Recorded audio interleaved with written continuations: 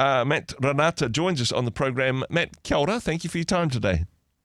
Kia ora, nice to be with you.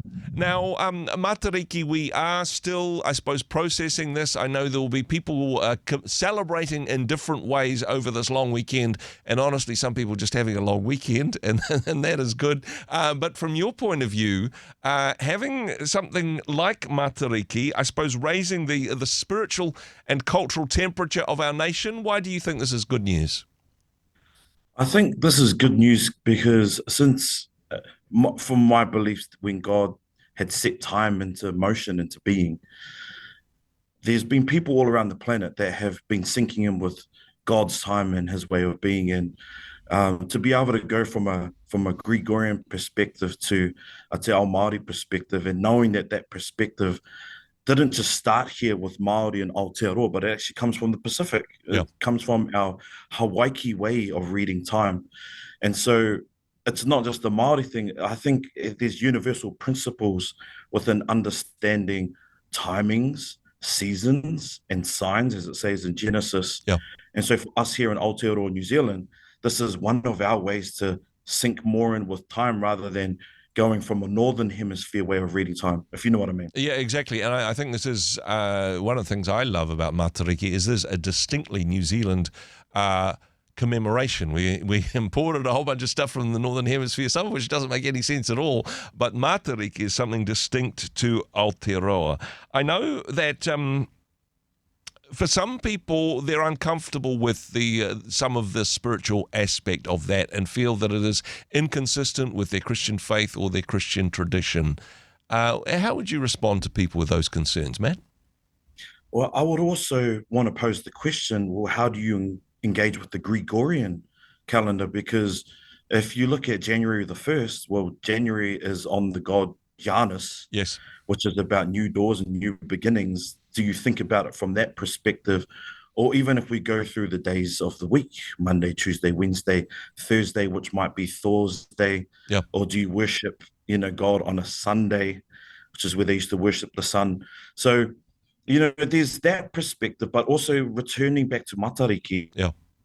I understand the concerns that people would have around, maybe the idolizing of, a fairy tale or stars or anything like that. I understand those concerns, but for those of us that are mature in our faith, that really know the word of God, we can interact and actually be part of the rhythms of Matariki, where it will pull us out of the rush, the go, the grind, and actually help us to pause, be with our families, to karakia and to pray to the one that has woven the whole cosmos into being. Mm. I feel like that's an invitation for us as a nation of Aotearoa New Zealand to be together Yeah. as one. There are some spiritual aspects of Matariki, and hey, some people they're saying, well, we're not sure if it's a positive spirituality or a negative one, but at least we're having spiritual conversations in what is an increasingly secular nation. At least we can talk about the wairua, the spirit. At least we can talk about prayers and the spiritual significance of this season. It's an invitation for a conversation, man. Yeah, 100%. And I feel like we're living in a time now where our world has become quite rationalized. Where secularism is maybe made us more disconnected with the created world, the natural world around us, Yep. more disconnected with the other human beings that we share this world with, the creatures that we share this world with, but even maybe disconnected with our own selves. Mm. And for me, I believe there's a bit of a spiritual crisis, and you don't need to be religious to understand that that's a bit of a spiritual crisis. Whereas if we get into these rhythms of understanding the world that we live in, the land that we live in, the waters we're surrounded by, the human beings that we're surrounded by, our energy levels, I believe that God has woven everything into being, knowing that. And so part of our mission here on this planet is to be able to sink in not only with the creator God, but also with the times, the seasons, the humans that we surround ourselves with. So yeah, that's a little whakaaro, a little thought that I bring Yeah. to bringing wairua, bringing spirituality and connectedness back into our world so that it's normal and natural for us. I must say, Matt, we've been talking about Matariki all of this week and encouraging people to prayerfully consider what that means for them and their whānau and how they will commemorate that this weekend. We've had quite a lot of pushback from this from people who are concerned about Māori spirituality and whether that's inconsistent with their views. Yeah, some of it genuine concern, but some of it, I don't know, I suppose a pushback from a Pākehā world against the Māori world. There's even perhaps a little bit of racial tension in the room in this conversation, which is well, unfortunate, but perhaps we need to have the conversation. Some people would say, oh no, this is just a Māori thing. I'm Pākehā. It's got nothing to do with me. What would you say? How would you respond to that, Matt?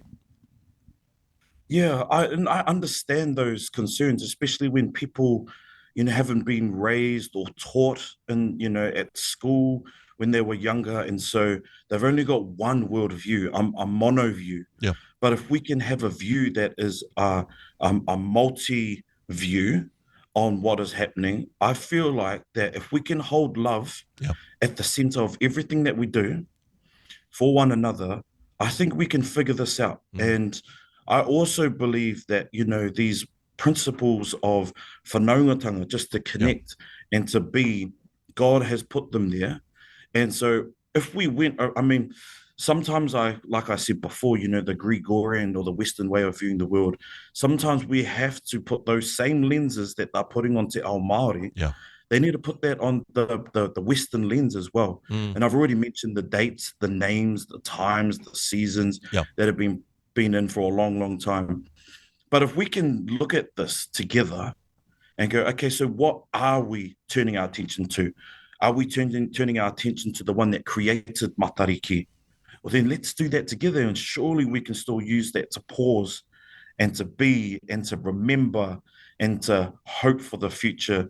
These are the things that I feel like we might have differences in views, but if we can still be together in love and figure this out, I think that our children and our children's children will be able to have a platform and a foundation to further these conversations, because it's going to continue to evolve from here. But obviously, if we stay rooted in our view of our faith, of the Bible and what God is saying to us, I believe that I can see a future of Aotearoa New Zealand where this is so much different than anything that we've known from the past. And hey, exciting times in which we live as we have these conversations and genuine relationships together. But I love your point, Matt, that if we feel uncomfortable saying Happy Matariki, what about Happy Thursday? Because just as problematic, perhaps, in that sense. Just finally, as just about out of time, but what will Matariki look like for you? How will you be commemorating? How will you be celebrating? What does this mean for you and your family, Matt? It's been different every year. Sometimes I have gone up to the morning to the services, and I've said my prayers and my hopes alongside my wife. But this is our first Matariki with our newborn son. He's just turned 1 year old. Wow. And so we're wondering, is it wise to take him out in the morning cold and the crisp of the air, where I'm shaking in my red band gumboots? So maybe that might not be wise. So I might have a little sleep in. But then we'll get up on that morning and we will acknowledge Matariki. We're going to start a new cycle for our family. Yeah, very good. And so, obviously we'll start with prayer and karakia, but it's going to be surrounded by family. Yeah. We're going to have food. And then we're also going to declare and we're going to speak words of life over our future, not only as our little family unit, but our wider families and our friends, our spheres of influence, but even our nation of Aotearoa New Zealand. So that's how we're going to be doing Matariki this time around. Sounds very good indeed. And hey, it's going to be particularly cold this year, I think, so there's wisdom in that one, Matt. But the blessing of being able to say, hey, this is where I sit within the broader community. This is where God has called me to be for such a time as this. And then looking forward to what is happening and exciting things happening for your family. What a wonderful way to commemorate this special day. Thanks for what you do. Thanks for taking the time to chat with us today. Beautiful. Thank you so much. Hey, thanks very much for joining us in the Rhema studio. Thanks very much for watching the interview. It's kind of nice to have an audience, actually. And if you did like what you watched, then do give us a like, do give us the thumbs up. And if you'd like to see more interviews like that one, or perhaps even better, subscribe and those interviews will come straight to you. Don't forget to turn on your notifications, and we'll see you in the next one. Cheers.